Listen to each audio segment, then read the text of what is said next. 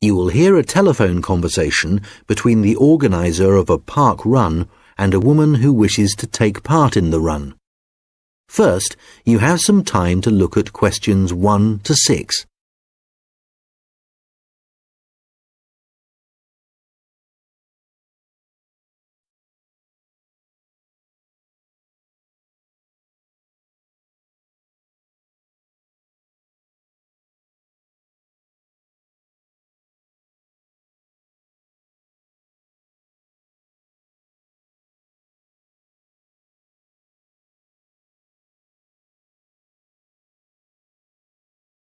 Good morning, Dave Smith speaking. Hi, could I speak to the organiser of the Preston Park Run? Yes, that's me. Great. I was talking to some friends of mine about the run, and they suggested I contact you to get some more details. Sure. What would you like to know? Well, they said it takes place every Saturday. Is that right? Yes, it does. Okay, great. Do you know where the park is? Oh, yes, I've been there before, but it's quite big and I'm not sure where to go. Well, there's a circular track that goes right around the park. The run starts at the cafe, goes past the tennis courts, then twice around the lake and finishes back where it started. Okay, and what time is the run? Well, the actual run begins at 9 a.m, but the runners start arriving at about 8:45. Okay, so I need to get up early Saturday morning then. And how long is the run? Well, it used to be 3 kilometres, but most people wanted to do a bit more than that, so we lengthened it to 5 kilometres. We now go round the lake twice, and that adds an extra 2 kilometres. Right. Not sure I've ever run that far, so I'd better start doing a bit of training. That's a good idea. But it's not a race, it's really just for fun. And the best thing would be to take it easy the first few times you do it, and then see if you can gradually improve your time. Is the run timed then? How do I know how well I've done? When you cross the finish line, you'll be given a barcode, and you take this to one of the run volunteers who will scan it.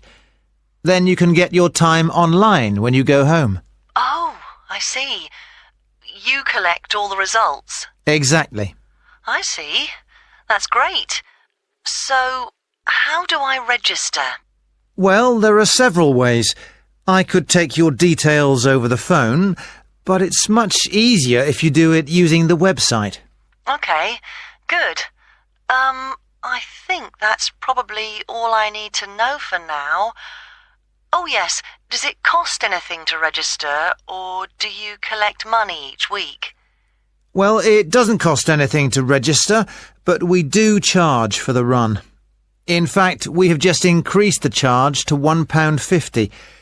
It used to be £1, but because we were making a bit of a loss, we have had to increase it by 50p. Okay, thanks. I think I have enough information on taking part in the run. Before you hear the rest of the conversation, you will have some time to look at the questions 7 to 10.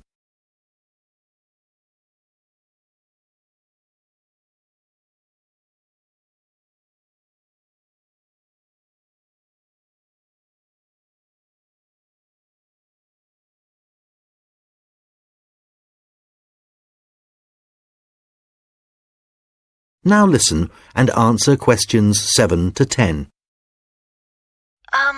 You mentioned volunteers. I have a friend who is interested in helping out. Can you give me some details so I can pass them on to her? Sure. Well, you need to ask your friend to contact Pete Morn. He manages all the volunteers. Okay. I didn't quite catch his surname. Was it Morn? M-O-R-N?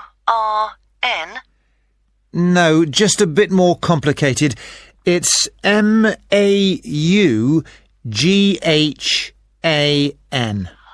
Right, thanks. And could you give me his phone number? Yes, just a moment. It's here somewhere. Let me just find it. I've two numbers for him. I think the one that begins 01273 is an old one. So use this one. It's 01444 73290.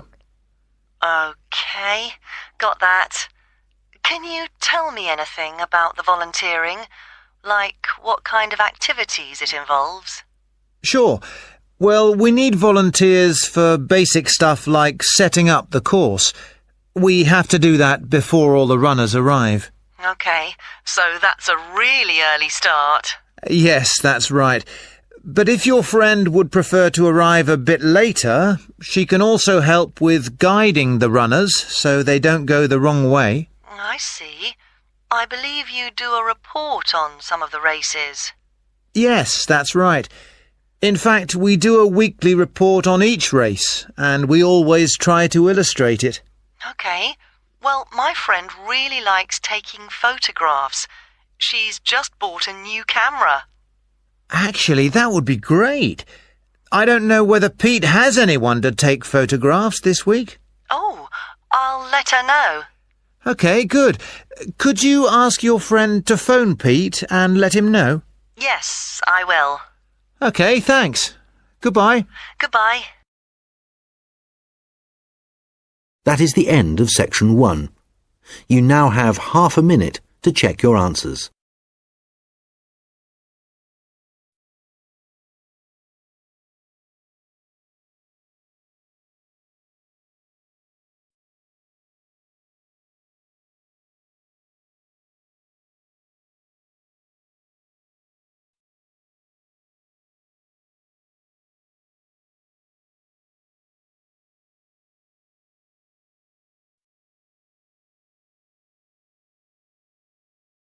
Now turn to section 2. You will hear a recorded message about a bus tour. First, you have some time to look at questions 11 to 14.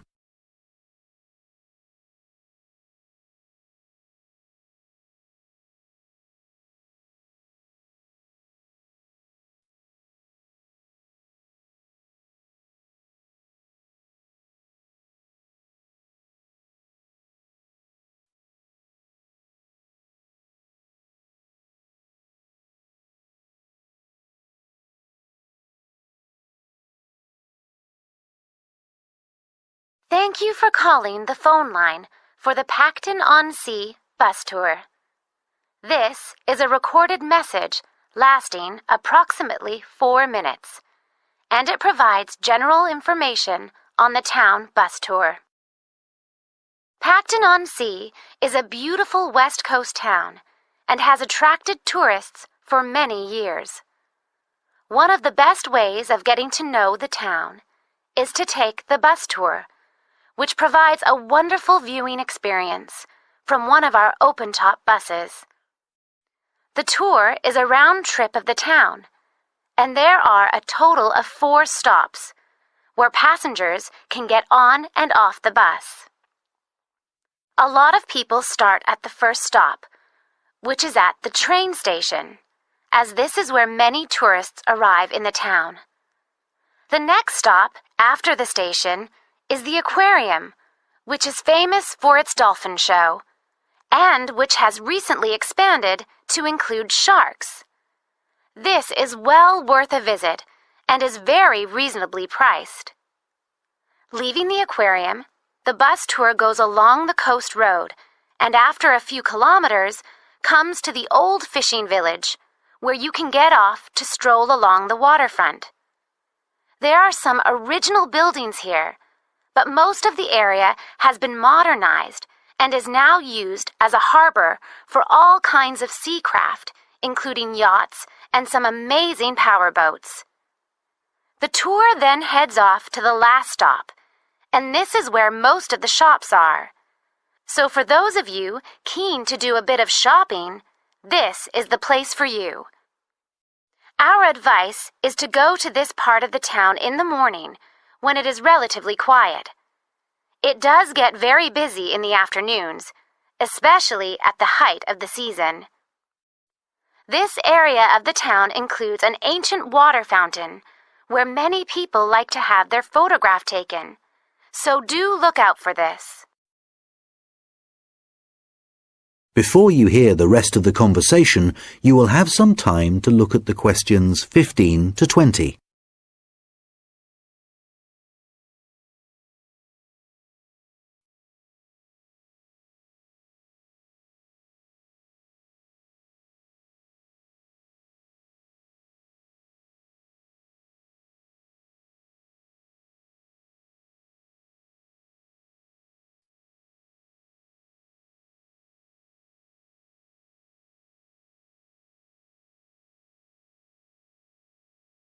Now listen and answer questions 15 to 20. Now, some details of the costs and timings. A family ticket, which includes 2 adults and up to 3 children, costs $30. An adult ticket costs $15. Children under the age of 15 are $5, and student tickets are $10, as long as you have a student card. All tickets are valid for 24 hours, which means that you can get on and off the bus as many times as you like within a 24-hour period. So you could, for example, start the tour in the afternoon and complete it the following morning. The first bus of the day leaves the station at 10 a.m., and the last one of the day leaves at 6 p.m. Buses leave every 30 minutes, and each tour takes a total of 50 minutes. There are many attractions at each of the stops, so wherever you get off the bus, there will be plenty to do. The bus tour tickets do not include entrance to any of these attractions apart from the museum, which is located near the aquarium. Some buses have local guides who will point out places of interest and will provide information on the town. However, we cannot guarantee that every bus will have a guide, and so we also have an audio commentary that has been specially recorded for the bus tour by the tourist office. Headphones are available on the bus, and these are easy to operate. There is no extra charge for these.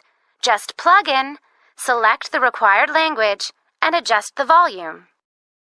Due to the winter months being rather cold and wet in Pacton-on-Sea, the bus tours only operate from March to September. The weather is usually warm and sunny during these months, so remember to bring some sun protection, especially on hot days. And of course, it does occasionally rain here in the summer, so if the weather looks bad, remember to bring some rainwear. The bus tours are available no matter what the weather. At the height of the summer, the tours can get very busy, so you are advised to book. You can book tickets online, over the phone, and also at the station, and at any of the other tour stops. When booking over the phone, you can collect your tickets at any of the stops at the start of your tour. When you do it online, you can print your e-ticket, which you must remember to bring with you. Thank you for calling the Pacton-on-Sea phone line, and we look forward to seeing you soon on one of our tour buses. That is the end of section 2. You now have half a minute to check your answers.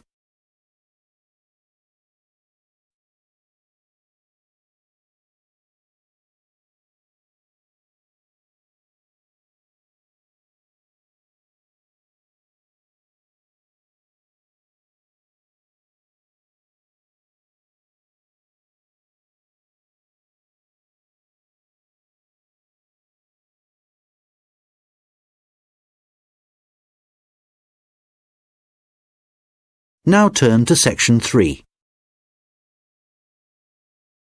You will hear a conversation between an admissions officer and a manager from the university's technologies department. First, you have some time to look at questions 21 to 26.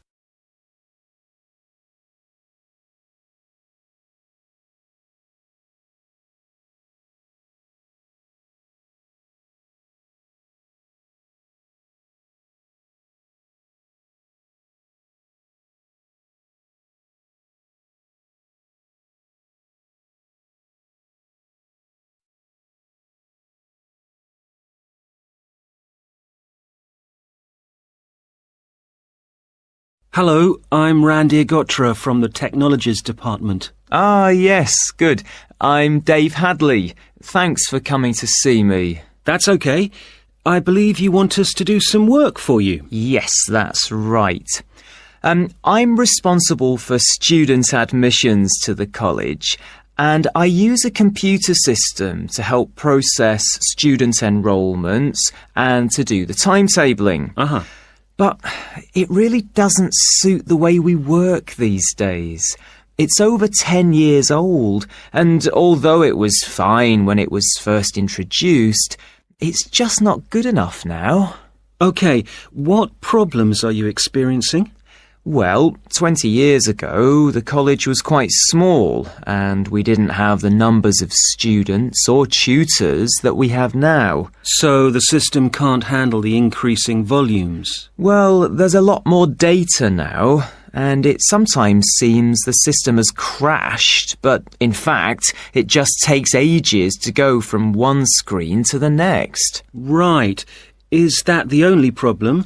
Well, that's the main one, but there are others. In the past, doing the timetabling was quite simple, but now we have a lot more courses, and what's made it complicated is that many of them have options. Right, but the system should allow you to include those. Well, no, it doesn't.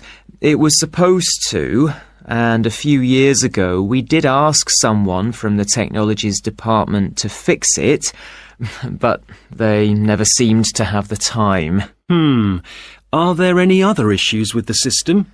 Well, I've been given extra responsibilities, and so I have even less time to do the timetabling.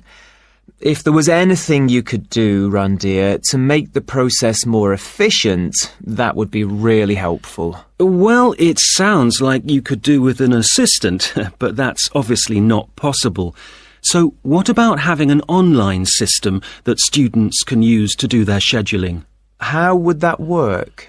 Well, it may mean less choice for students, but we could create a fixed schedule of all the courses and options, and they could then view what was available. And work it out for themselves. That sounds great. Okay, so we'll need to decide whether or not to improve the existing system or to build a completely new system. Well, I'd much prefer to have a new system. Quite frankly, I've had enough of the old one. Okay, that'll probably take longer, although it may save you money in the long run. When were you hoping to have this in place? Well, it's January now, and the new intake of students will be in September. We need to start processing admissions in the next few weeks, really. Well, it will take more than a few weeks, I'm afraid. As an initial estimate, I think we'll be looking at April or May to improve the existing system, but for a new system, it would take at least 9 months. That would be October at the earliest.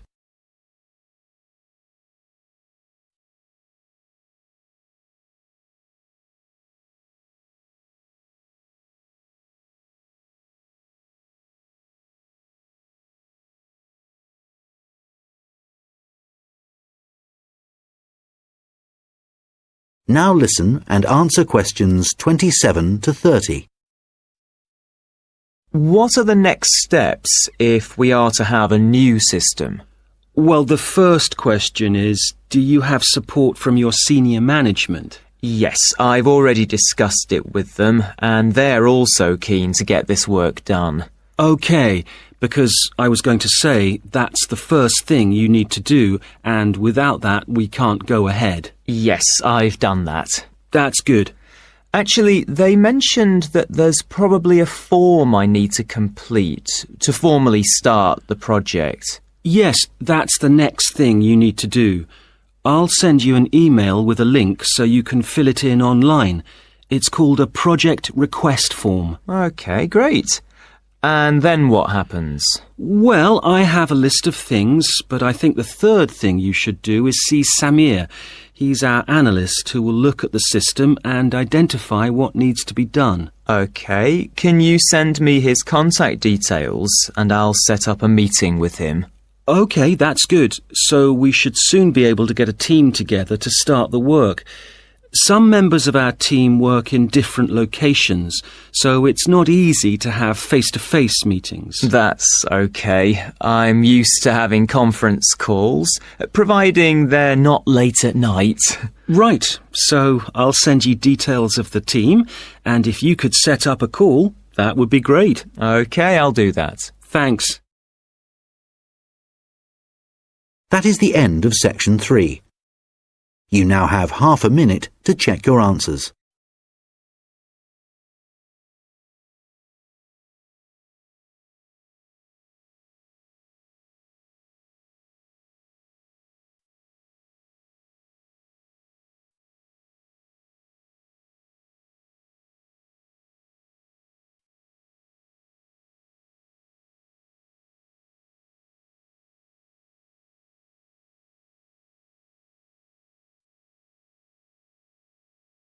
Now turn to section 4.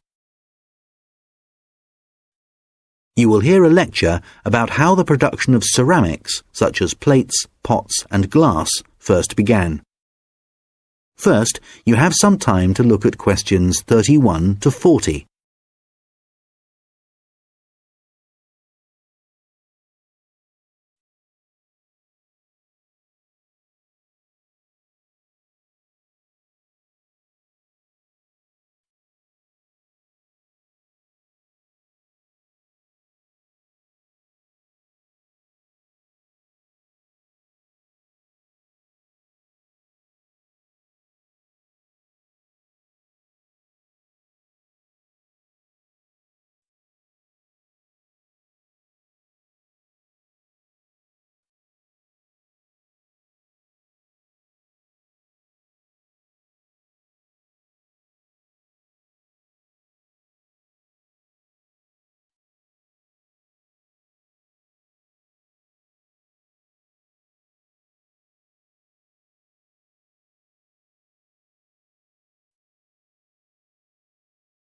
Now listen carefully and answer questions 31 to 40.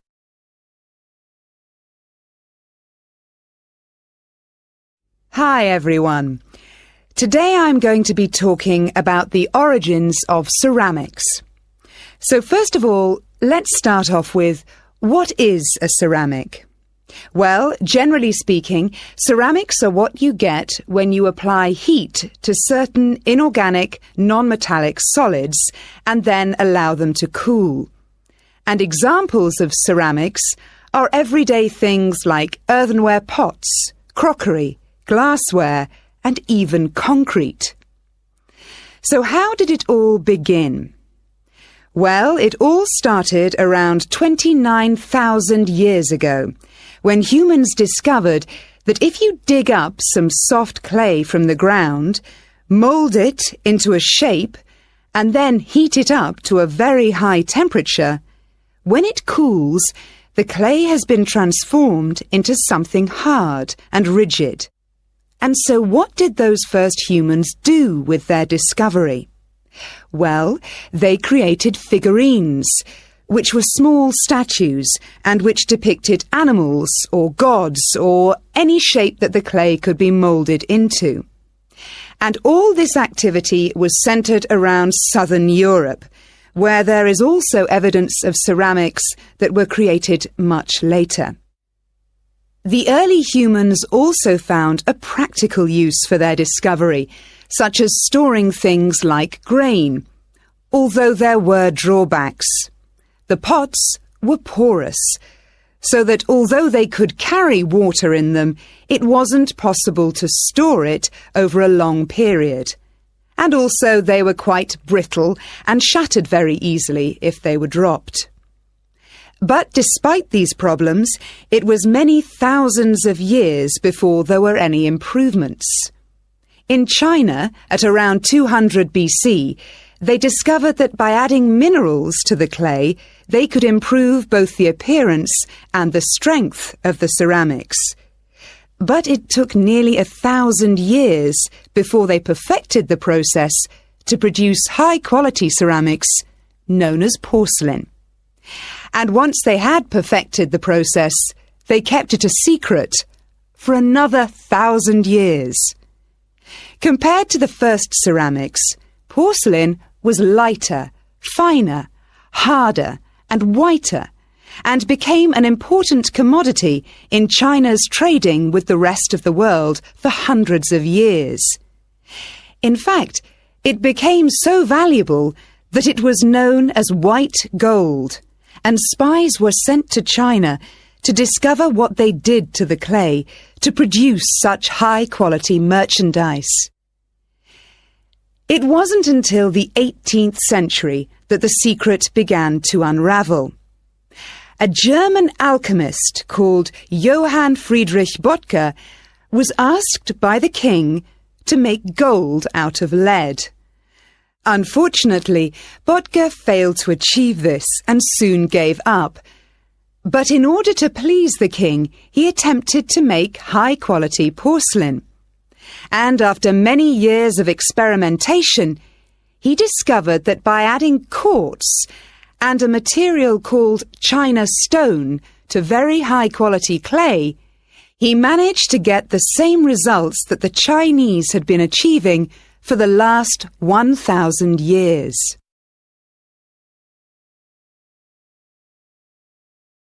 We'll now look at another ceramic which is made from mixing sand with minerals and heating to over 600 degrees Celsius. When this mixture cools, the result is, of course, glass. The main difference between ceramics made from clay and glass is that clay is made up of crystalline plates which become locked together in the cooling process, whereas glass cools too quickly for crystals to form.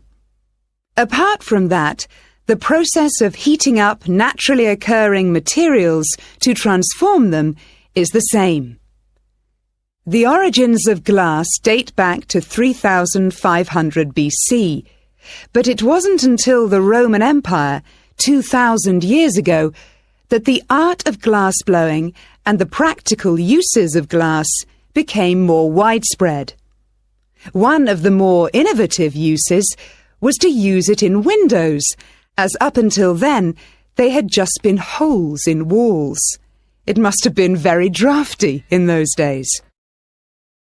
The Romans were also responsible for inventing concrete, and although the origins are uncertain, experts think that this is largely due to the high level of volcanic activity in the area. The Romans observed that when volcanic ash mixes with water and then cools, it gets extremely hard and almost impossible to break up.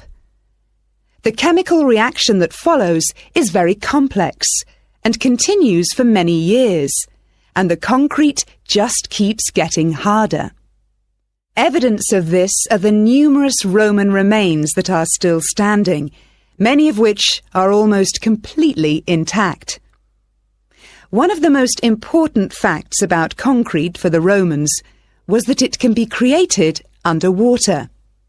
As the Roman Empire grew, the Romans needed to take control of the seas, and for this they needed to build harbours capable of holding a fleet of ships.